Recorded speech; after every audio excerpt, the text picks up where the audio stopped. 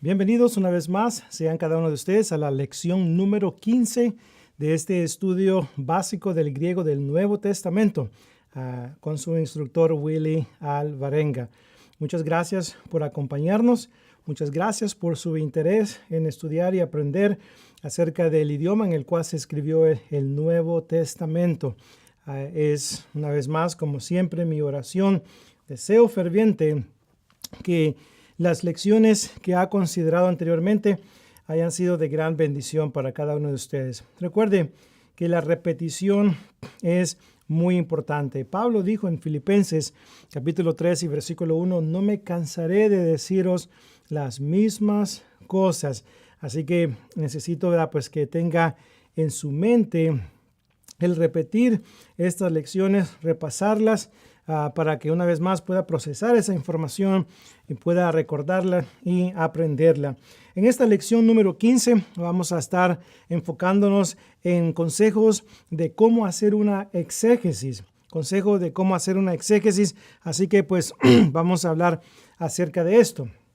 Ahora, la pregunta es, ¿qué es exégesis? ¿Qué significa esta palabra? Bueno, significa explicación o interpretación de algo, generalmente de la obra de un autor o de un texto concreto, especialmente bíblico, según el diccionario, ¿verdad?, pues, general en línea. Exégeta describe una persona que expone o interpreta un texto, una vez más, especialmente la Biblia.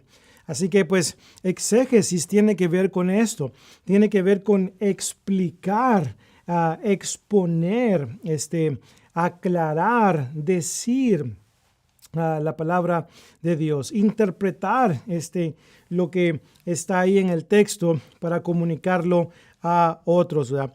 En Juan capítulo 1, versículo 18, ahí vemos que a Dios nadie le ha visto jamás. El unigénito Hijo de Dios que está en el seno del Padre, Él le ha dado a conocer.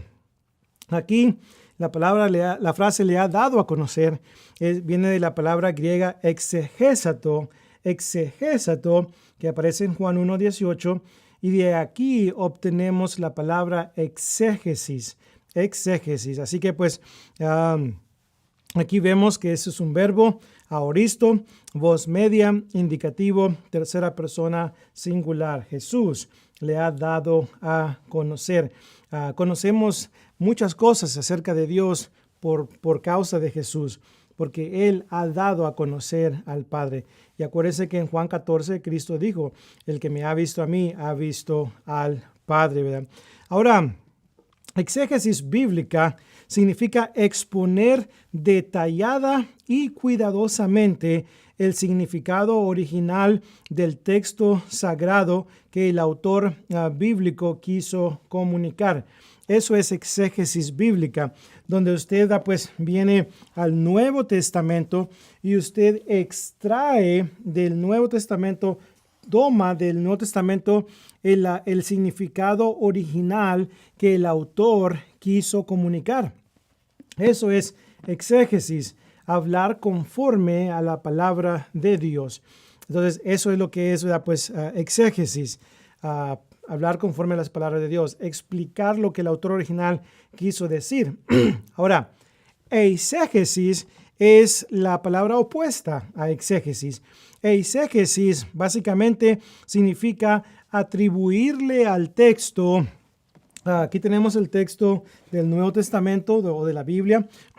Le atribuimos al texto una explicación que el autor original no quiso comunicar.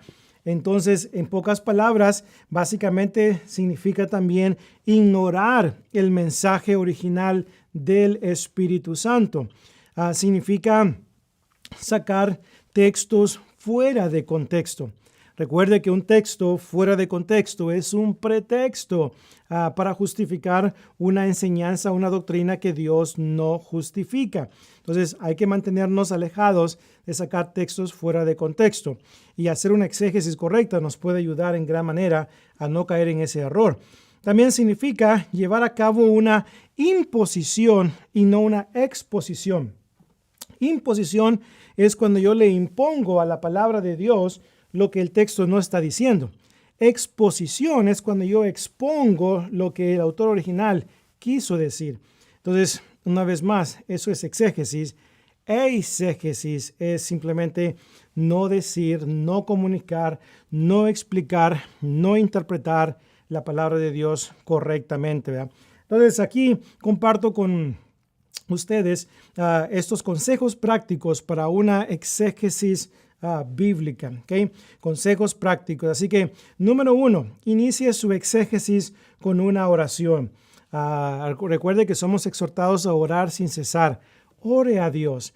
Pídele a Dios que usted pueda entender su palabra. Pídele a Dios que usted pueda entender la voluntad de nuestro Padre Celestial. Y Él en su providencia va a poner los medios necesarios para que usted pueda entender la palabra. No va a ser una operación directa del Espíritu Santo donde le va a recordar y le va a decir lo que tiene que decir. No. Se requiere de su esfuerzo personal, estudiar y considerar el texto, leerlo varias veces para que pueda entenderlo. Luego, número 2, procure una actitud de mansedumbre. Santiago 1:21 dice, recibid con mansedumbre la palabra implantada, la cual puede salvar vuestras almas. Entonces, que su actitud al acercarse al texto sea una actitud de mansedumbre, de humildad, de respeto y de reverencia, porque estamos tratando con la palabra de Dios. También considere, ¿verdad?, pues una actitud de diligencia. Nadie ha dicho que estudiar la Biblia es fácil. Conlleva tiempo, sacrificio, conlleva hasta dinero también para comprar esas herramientas necesarias como un diccionario, un comentario exegético, un léxico de la Biblia. Así que pues procure tener una diligencia, una actitud de diligencia. Segunda de Timoteo 2:15 dice, procura con diligencia presentarte ante Dios aprobado. Así que pues muy importante entonces tener ese esfuerzo máximo. Spudazon es la palabra griega, ¿verdad?, pues para procura con diligencia. Entonces debe de existir eso también. Considere los principios de la hermenéutica, los principios de la interpretación bíblica. Muy importante que considere todos esos principios para aplicarlos al texto. Considere el estudio de los idiomas originales. ¿Qué es lo que estamos estudiando en cuanto a lo que es el Nuevo Testamento? Si tiene la oportunidad también de aprender hebreo, también le animo a que lo haga y así pues pueda beneficiarse. Considere diferentes traducciones de la Biblia. Diferentes traducciones pueden pueden explicarle el texto de una manera un poco diferente para que lo pueda entender. Hay traducciones modernas que utilizan el lenguaje que usamos ahorita en estos momentos y otras que utilizan pues el idioma antiguo. Entonces, las diferentes traducciones le pueden ayudar a entender más o menos lo que el texto está diciendo. Pero recuerde una vez más, el mejor comentario al Nuevo Testamento es el griego, el Nuevo Testamento en griego. Examine las palabras claves del texto, palabras como sustantivos, adjetivos, verbos, adverbios, conjunciones, preposiciones, artículo definido, las voces, los modos, los casos, las personas gramaticales, los géneros, etc. Considere todo eso. Recuerde que media vez usted ha aprendido todos estos principios, se le va a hacer más fácil en la exégesis. Lea cuidadosamente el texto, lea muy cuidadosamente el pasaje que está estudiando y léalo también en su contexto también, ¿verdad?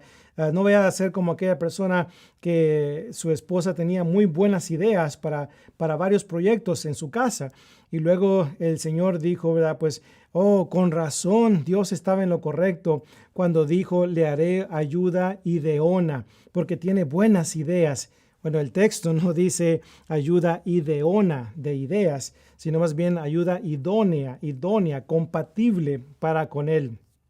con el hombre. Así que lea cuidadosamente el texto.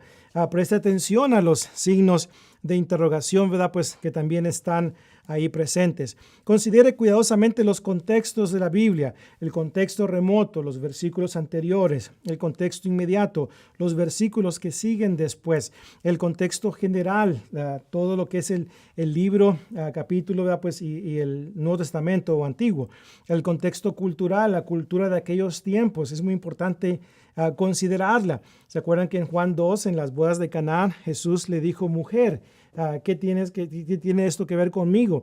Bueno, mujer, Jesús se refirió a su madre como mujer. Bueno, en aquel tiempo hacer eso era un término de respeto. Si yo le hubiera dicho cuando estaba creciendo a mi mamá, mujer, ¿por qué me pides esto? Yo creo que pues hubiera sido castigado, ¿verdad? Porque no es nuestra cultura dirigirnos a nuestra mamá de esa manera, como mujer. Pero la cultura, ¿verdad? Pues se debe de considerar. Recuerde que la Biblia no fue escrita basado en nuestra cultura, sino en la cultura de aquel tiempo. También, ¿verdad? Pues el contexto geográfico, el lugar donde fue escrito, el contexto literario también, ¿verdad? Pues muy importante tener eso en cuenta. Examine cuidadosamente el lenguaje literal y figurado. ¿Qué es literal y qué es figurado? ¿Ok? ¿Qué es lo que representa, ¿verdad? El lenguaje figurado? Por ejemplo, acuérdese, si tu mano derecha te es ocasión de caer, córtala y échala de ti. Si tu ojo derecho te es ocasión de caer, sácalo y échalo de ti. Bueno, está hablando literalmente Jesús de cortarnos la mano y sacarnos el ojo. La respuesta es no. Está utilizando lenguaje apocalíptico, lenguaje figurado. Lenguaje figurado. Y el libro de Apocalipsis utiliza mucho lenguaje figurado, y los que no han prestado atención al contexto literario o al contexto de las figuras literarias, básicamente han salido con doctrinas erróneas, ¿verdad? Pues en ese sentido, ¿verdad? Luego también, ¿verdad? Pues hay que considerar comentarios exegéticos de la Biblia, comentarios que le puedan, ¿verdad? Pues hacer una exégesis del texto. Considere la aplicación del texto, ¿verdad? Pues que se está proveyendo por el autor. Considere la memorización, retención de lo que ha logrado investigar y aprender del texto. Entonces, muy importante que retenga. Si no retiene, si no memoriza esta información, no va a poderla compartir con alguien más. Luego se le va a olvidar. Recuerde poner esa información en la memoria larga, no en la memoria corta, ¿verdad? Considere compartir con otros lo aprendido. Esto es muy importante porque le ayuda a retener lo que ha estudiado. Considere darle siempre la gloria a Dios. Primera de Pedro 4 y versículo 11. Así que vamos a considerar algunos breves ejemplos de exégesis en el Nuevo Testamento. Así que vamos a hacer un ejercicio de lectura aquí con este texto y vamos a leer Hechos 2:38. Dice, Petros trate de irlo leyendo conmigo, ¿ok? Petros de pros autus metanoesate kai baptisteto hekastos humon epito onomati Jesucristu eis aphesin ton hamartion humon kai lemseste ten dorean tu hagiu neumatos. Neumatos. Pedro les dijo, arrepentíos y bautícese cada uno de vosotros en el nombre de Jesucristo para perdón de los pecados y recibiréis el don del Espíritu Santo. Y ahí tenemos, Pedro les dijo, y aquí les dijo, está en el tiempo imperfecto, lo cual denota una vez más una acción, ¿verdad? Pues de repetidas veces. Les dijo, les estuvo diciendo varias veces, arrepiéntanse y sean bautizados. Ya vimos que arrepentíos, es un verbo que está en el tiempo aoristo, y también, ¿verdad? Pues la voz activa, la M, significa, ¿verdad? Pues el modo imperativo de la segunda persona plural. Así que pues es una acción, ¿verdad? Que debían de haber llevado a cabo los judíos en aquel tiempo. Bautícese está en el modo imperativo, que es un mandamiento a seguir. Y también tenemos, ¿verdad? Pues lo que es, ¿verdad? Pues el aoristo, que es una acción de una sola vez y el tiempo y la voz pasiva. La voz pasiva donde, una vez más, al sujeto le hacen la acción, ¿verdad?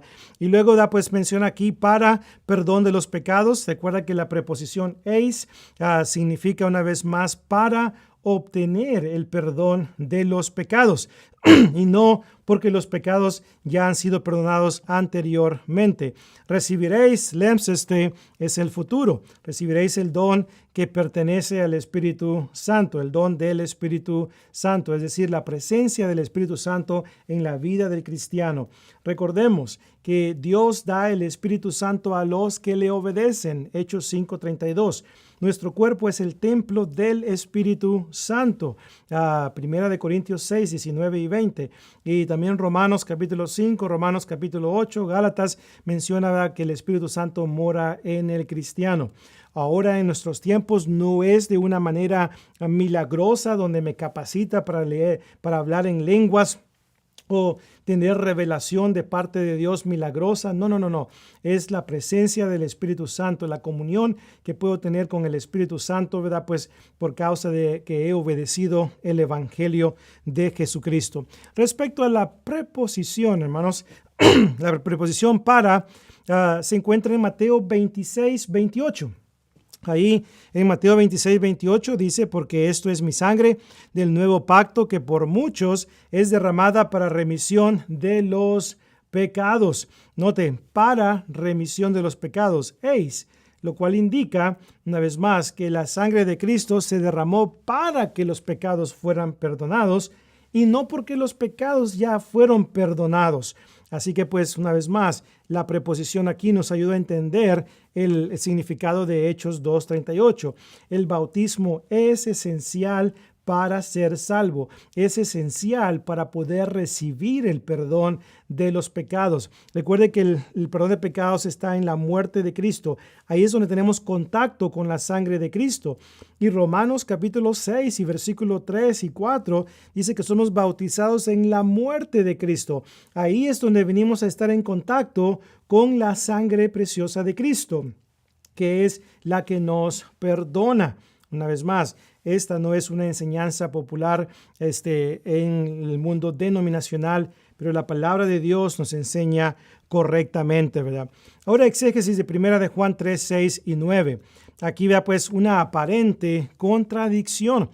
Dice el texto, todo aquel que permanece en él no peca. Todo aquel que peca no le ha visto ni le ha conocido. Ahora, el verso 9, todo aquel que es nacido de Dios no practica el pecado, porque la simiente de Dios permanece en él y no puede pecar, porque es nacido de Dios. Ahora, si se fija, los primeros dos versículos, 1 de Juan 3:6 y 3:9, dicen claramente que una vez más no pecamos. Pero luego dice el versículo 1, el 1 de Juan capítulo 1, versículo 8 y 1 de Juan 2:1, si decimos que no tenemos pecado, nos engañamos a nosotros mismos y la verdad no está en nosotros. Entonces, ¿pecamos o no pecamos? ¿Pecamos o no pecamos? Entonces, es una contradicción aparente, ¿verdad? Pues la que se encuentra aquí. Y muchos han utilizado este ejemplo para atacar la Biblia. Pero la aparente contradicción desaparece cuando se examina el tiempo gramatical de los verbos utilizados en el texto. Por ejemplo, todo aquel que permanece en él no peca. Note cómo está subrayado aquí lo que es, ¿verdad? Pues no peca, ¿okay? No peca. Aquí el verbo peca es hamartanei, que está en el verbo presente, activo, indicativo, tercera persona singular. Entonces, aquí está el tiempo presente. Entonces significa no continúa pecando. Es decir, no toma su vida y la mete en la casa del pecado y permanece ahí. Esa es la idea que está diciendo el apóstol Juan. Dice, todo aquel que peca continuamente, constantemente, dice, no le ha visto ni le ha conocido. Entonces, el apóstol Juan está hablando de una práctica de pecado continua, progresiva, donde todo el tiempo está viviendo en la práctica del pecado, ¿verdad? Pues el apóstol Juan dice, no, el que permanece en él no peca, ¿verdad? Pues en lo absoluto. El versículo 9, todo aquel que es nacido de Dios no practica continuamente el pecado. Una vez más tenemos el verbo, ¿verdad? Pues verbo presente, activo, indicativo, tercera persona singular. Así que no practica continuamente el pecado, no vive en la casa del pecado. Así que pues, y luego dice, y no puede pecar continuamente porque es nacido de Dios. Todo cristiano fiel que vive fielmente en Cristo Jesús no va a practicar el pecado todos los días. Es decir, no va a vivir en el pecado todos los días. Esto no quiere decir que no vamos a pecar de vez en cuando. Vamos a pecar de vez en cuando. Primera de Juan 2:1 dice claramente, hijitos míos, estas cosas os escribo para que no pequéis. Pero si alguno hubiere pecado, abogado tenemos para con el Padre a Jesucristo el justo. Entonces, una vez más, le vamos a fallar a Dios. Pero es una cosa fallarle a Dios de vez en cuando y otra cosa es vivir en la práctica del pecado, ¿verdad? Así que pues, una vez más, a través de lo que es la gramática, podemos hacer una exégesis correcta, aclarar aparentes contradicciones que puedan aparecer en la Biblia, ¿verdad? Y podemos refutar esas aparentes contradicciones explicando correctamente el texto bíblico. Esos son algunos ejemplos de exégesis. Le invito a que vuelva a ver este video para poder, ¿verdad? Pues procesar esa información. Hágale pausa cuando sea necesario al video para que pueda entender estas cosas, ¿verdad? Pues muchas gracias por haber llegado con nosotros hasta la lección número 15 de este curso básico de estudio del griego del Nuevo Testamento, aquí con su instructor Willy Alvarenga. Para mí ha sido un privilegio poder compartir estas lecciones y pues es mi oración. Es mi oración de que este curso esté siendo de gran beneficio para cada uno de ustedes. No se le olvide repasar, no se le olvide seguir memorizando el alfabeto griego, seguir trabajando en la transliteración, recordar la definición de estos términos que hemos estado observando para que de esta manera usted pueda recordar esta información. Así que le invito a que nos acompañe en la última lección, donde vamos a estar haciendo un repaso de lo que hemos aprendido, un breve repaso de lo que hemos aprendido. Así que Dios me los bendiga en gran manera. Les mando un fuerte abrazo, mis amados hermanos, y muchas gracias por habernos acompañado. Dios les bendiga.